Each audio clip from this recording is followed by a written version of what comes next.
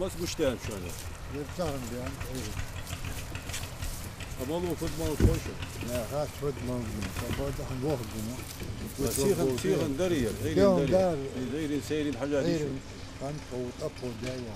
На эти свежесрубленные деревья сельские лесничие наткнулись утром.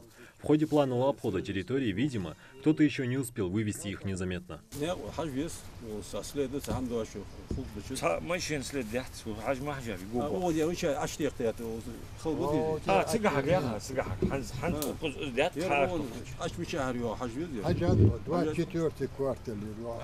Что же все-таки остановило нарушителей, неясно. Может, побоялись поднять шум и попасться участковому лесничему. А ведь потом штраф точно придется выплачивать. Впрочем, поймать на месте преступления удается далеко не всех нарушителей. Благодаря новой технологии черные лесорубы могут срубать деревья практически бесшумно, говорят лесничие. Но сам участок круглосуточно под надзором. Находимся, работаем, тут есть постоянно. Даже и ночью выявляем, вот видишь, лес вот лежит тихо, нарушителей.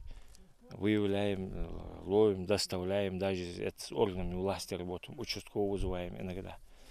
Те тоже работают тут, ездят тоже постоянно, кроме нас. Вырубка леса может производиться только на законных основаниях, то есть при наличии официальных разрешающих документов. К ним относятся договор аренды и купли-продажи участка с лесными насаждениями, который приобретен с целью промышленной заготовки. В прошлом году ингурские инспекторы начали активную работу по выявлению незваных гостей в лесах. Тогда удалось пресечь 2 случая нелегальной вырубки, а нарушителей привлечь к административной ответственности. Нарушений больших не наблюдается. И, можно сказать, их в принципе нет. Но иногда попадаются.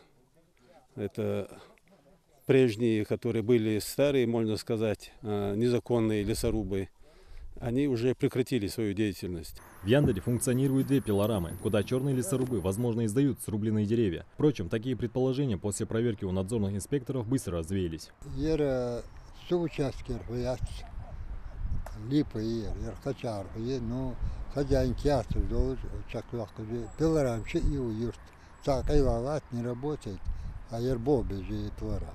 Незаконная вырубка леса жестко пресекается не только в нашем регионе. Борьба с варварским отношением к природному богатству ведется компетентными органами масштабов всей страны. Ущерб для экономики страны в результате незаконной рубки деревьев является огромным. Ежегодно в бюджете Российской Федерации не досчитывается десятка миллиардов рублей. Саид Куштов, Адам Долгиев, Новости 24.